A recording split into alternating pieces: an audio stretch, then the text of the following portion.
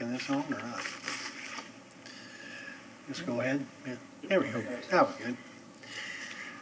This time I'd like to call to order the September 28, 2021 meeting of the City of Clearwater Parks and Recreation Advisory Board.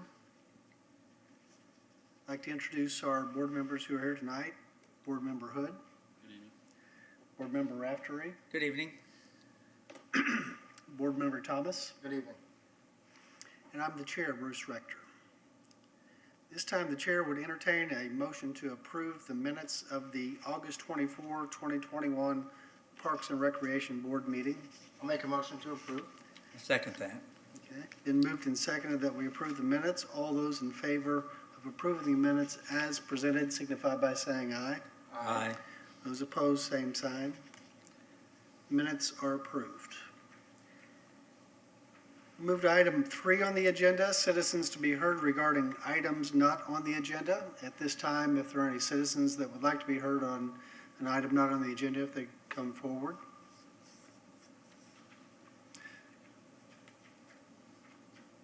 Do we have any coming in electronically? No? Okay. Seeing there are none, we'll move to item 4 on the agenda, new business items. Item 4.1, update on September 7 meeting with Lake Bellevue residents. Yes, good evening, advisory board members. Jim Halios, Director of Parks and Recreation. I've had a very good meeting on September 7th with the Lake Bellevue residents, with their neighborhood association, and kind of talked about some of their areas of, I wouldn't say need, but maybe kind of wants and expectations that they have for Lake Bellevue, and we're going to be doing some visioning with them on how to incorporate that, and actually it works out very well. We're going to be able to kind of run a parallel process with our consultant that we're bringing on to do the master plan, so we can strategic plan that park as well on the same line. So that gives us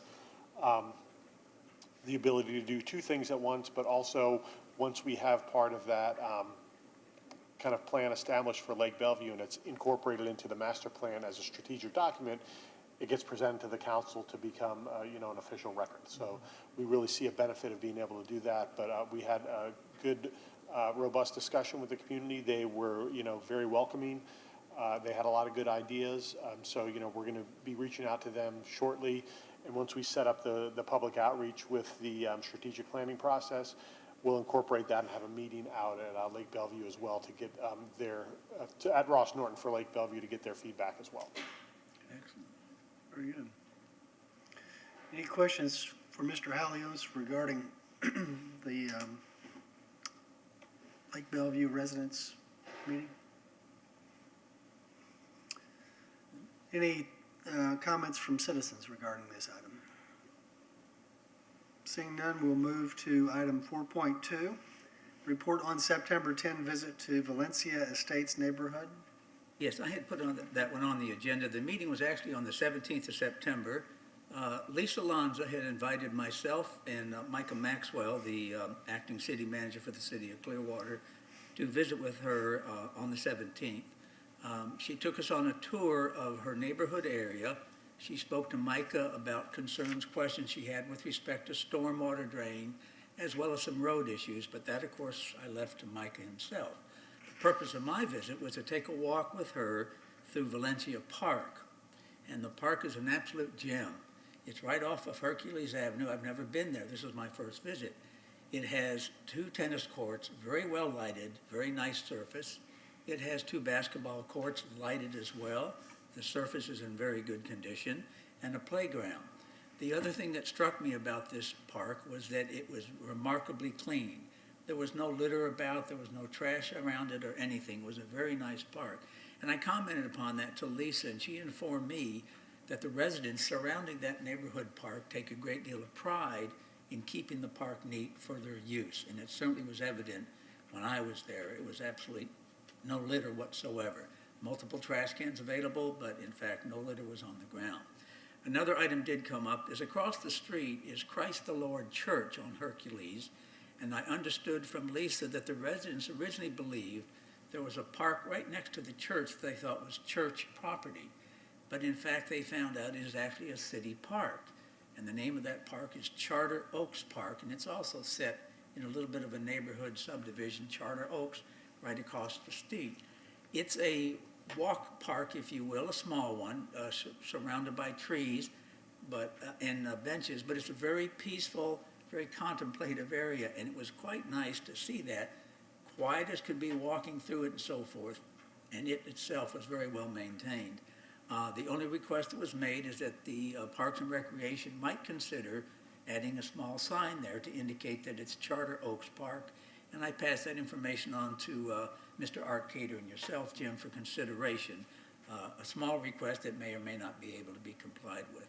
But overall, the visit was quite nice. It was a resident reaching out to a member of the advisory board to come visit and see it, and it was quite positive.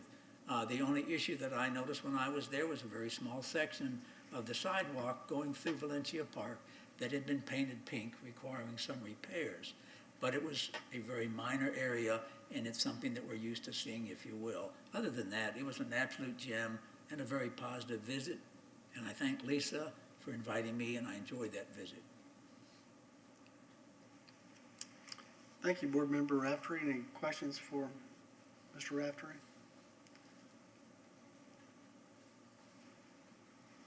Any citizens to be heard on this agenda item? Hearing none, then we'll move to item 4.3, review September Parks and Recreation Project Update Report. Yes, Mr. and if Hellings? the board would like, what I've done is, unfortunately with these items, we give these are posted well in advance of when we do our updates. So I have some updates that I just wanted to provide you for a couple of these items, so I'll read them off and kind of let you know where we're at. That's different than what you have in front of you. So for the Countryside Sports Complex, the lighting for that, the surety bond was secured for the project. The purchase and requisition has been sent to purchasing for processing, and that project's going to begin in October of 2021. The next one down is the grant coordination. That one is update on that is we're exploring some FERDAP grants for fiscal year 2022 for some of our existing projects. And those FERDAP grants are through the state of, it's the Florida Recreation, it's basically a Recreation Forever project that gets run through the state. So the fitness equipment CIP the update on that one is new cardio equipment has been installed at the Countryside Rec Center and it's up and running. Bird Island, this was an update from Sarah Kessler as they've received a work order to reestablishment of the breakwater south of the island, and they're currently working on how to fit that one in the budget. Landings Golf Course, Swiftmud has received a letter of schedule, and they've been approved to go ahead and start the hookup of that on the Landings Golf Course. So they'll be managing that project, and the hookup will be done through them. And the Baycare Ballpark CIP will actually be bringing an item forward to council on the 4th for proposed work for replacing the HVAC systems, about 12 of them over at the ballpark prior to spring training begin in 2022. So those are the ones that I have updated as of today versus the older information that we have on there. We'll have the complete update for the month next Tuesday the 5th, and then I'll send that out to the board shortly thereafter to make sure that you receive all the updated information.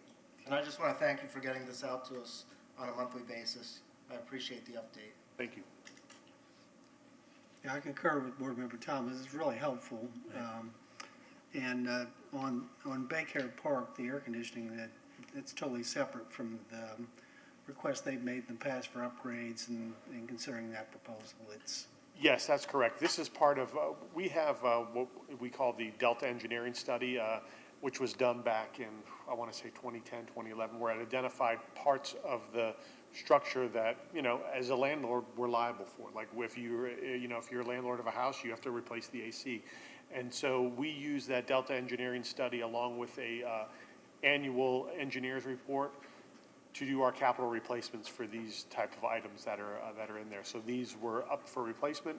They came through, and one of the good things we've been working with Train, our manufacturer, to make sure that we could get units that were Energy Star efficient. So we work with them to be able to do that. Usually that's very difficult with a rooftop unit, but Train has kind of changed all their standards starting in 2020 with what is considered certified for the state of Florida. So they'll meet a minimum of a SEER 14 unit, which is considered Energy Star compliant. So Good. we're excited to be able to follow through in our green print policies with that as well. Good. I have a couple of comments I'd like to make myself as well. I do have one question remaining. When I was told about the Countryside Rec Center getting their equipment, that happened to be coming there the same day I was going down there to visit. In fact, the next day I went down to visit, and they in fact installed about $8,000 worth of equipment, I think it was. It is 4 state-of-the-art treadmills, 1 stationary elliptical bike, I beg your pardon, and 3 other stationary bikes. In total, 8 pieces of equipment, brand new in the front of the rec center. And I must say the people that were there, it's a place I go to on a regular basis, were quite excited and complimentary about the staff and the facility, and were excited about getting all the new equipment. So that was a very good thing. With respect to the Bird Island thing, you may have mentioned this, but I just wanted to make sure. The original estimated completion date has been updated to October of 2023. Is that the information you have? You are correct, yes. Okay, October 2023 for Bird Island. And then on the landings, that swift mud approval for the irrigation system moving forward, I believe, is now scheduled for completion March of 2022, I believe is what I heard. Yeah, it just depends on when they can get their permit from Swift Mud and when they're going to get they have the designs done, but they're managing that project, so we're kind of up to them as far as when that's done, but that may be correct, yes. Okay, that's the information I had.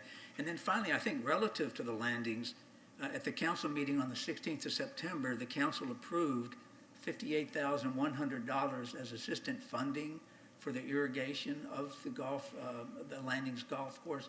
Is that relative to this item is my only question. Yes, that's a part of the item. That would be if we split the costs in half, that is the city's cost for the hookup and the, not just the hookup, but the pump system that gets put in there, and then that becomes our property. Right. So that is, we are having that investment with them, but it does, in the long run, it turns out well for us because we maintain that, and I believe they have 7 to 8 years left on their lease, somewhere in there. Right. Probably, I think it's closer to 7. So at the termination of the lease, should another disposition be decided for that property, Right. we would still maintain all of that infrastructure and assets that are invested in there. And I think the city investing that funding into the irrigation is going to restore that to a very good golf course that the residents can use and revert back to being used just as it was before, correct? Yeah, and the issue with Swift Mud is, they're on a well out there, and so Swift Mud basically told them, you can't pump out of that well Yep. anymore. Yep. So what Swift Mud does is if you have irrigation, reclaimed water, access for your irrigation, they give you a certain timetable. And we had luckily, Swift Mud had worked with us where I want to say that we've got probably a year to 2 years of an extension this is the end of it. Right. So we had worked with the operator and with Swift Mud to get that extension, but yeah, you are correct, that's going to help us, and that'll help restore that aquifer around there as well, because that's something that is an issue, as well, taking that water out of the ground. Then I had one other question, and that was on the category of the land acquisition projects, and this is more of a semantic type thing perhaps, but nevertheless I wanted to raise it. Coming from the business world where project management is a very daily staple of, projects, advancement, progress, and so forth. My question on the land acquisition projects is there are no land purchases presently scheduled.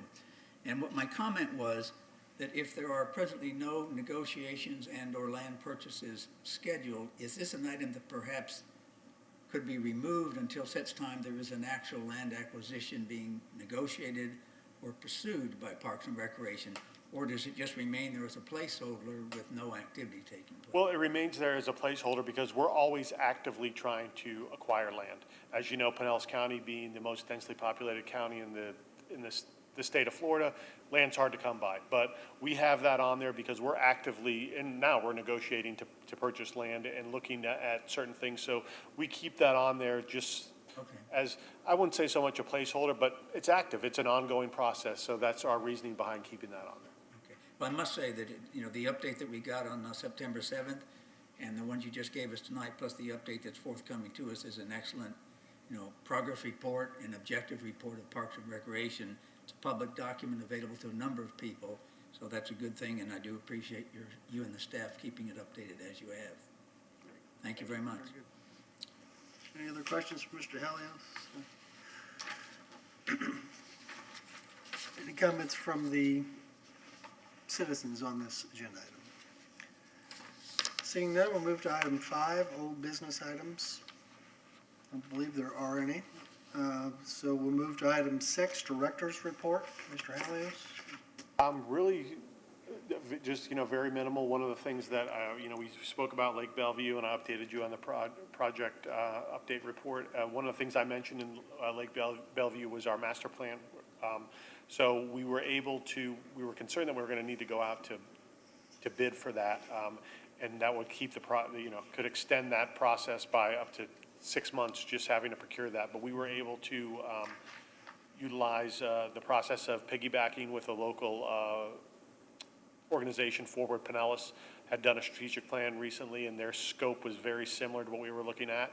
So we were able to work up kind of a scope of work right now that we're going to send to the consultant that we were able to go through, and then the consultant will come back and we'll be able to get some pricing from him, and then hopefully by our next meeting I can have some dates in mind of when the consultant will be able to interact with the board, and then we'll start talking about public outreach and things of that nature. So we're probably looking at well into the beginning of 2022. I would say that somewhere in the first quarter when we'll start that public engagement process, but we're laying the groundwork right now. We're really excited about that. It's going to be a great opportunity for us to engage with the public and kind of see where they see their future parks and recreation going in the city of Clearwater for the next 10 years.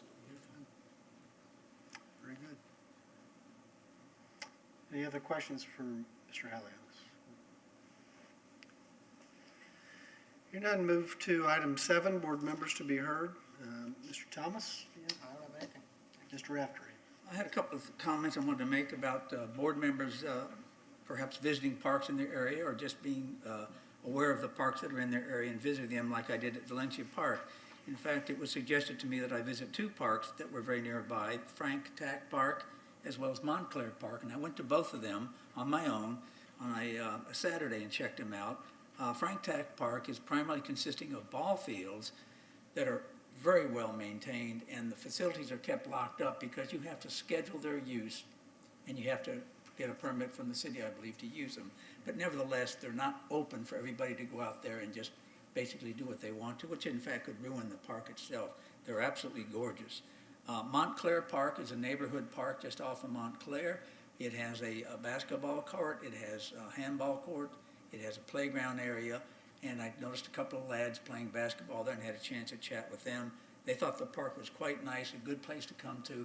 They said at nighttime it really gets to work out on the basketball court, and they said they did enjoy it, and basically if anything could be done to air condition the basketball court, that would be good. But I said that was a bit of a reach, gentlemen. I said nice of you to think of that, but that's not going to happen, I don't think. They did ask, though. But the other thing I did notice at Montclair Park, and this is typical of the ones I've been to, there are multiple trash cans available for litter and stuff, and you will find people, when they get out of their cars, they'll throw their drink on the parking area. They'll throw this, that, they'll throw it 10 feet away from the trash can. And I mentioned this to the gentleman. He said, well, the people that come there to use it, they try and maintain it as best they can, and they do try and do that themselves. But there are people that just do not take good care of not littering, and it just gives the park a bad reputation or look because there's so much litter. But that's human nature, and I don't think we're going to change that. But in every park I've been to, there's plenty of trash cans to put the litter into. So anyway, I would encourage you to maybe take an opportunity to visit a park in your area just to check it out and talk to the residents. And the final thing I wanted to mention is I think prior to our next meeting, the Clearwater cleanup is getting a great deal of publicity now, October the 11th until October 16th. In my particular area where I reside, Forest Run Park is going to have a group come out there again and give them a cleanup, and there's going to be multiple cleanups citywide in various parks and areas. The one that I'm interested in at Forest Run is that we're attempting to use it to get the residents of that neighborhood park to volunteer to do the cleanups themselves. This will be the second one we've had under the auspices of the city and the Parks and Recreation Department.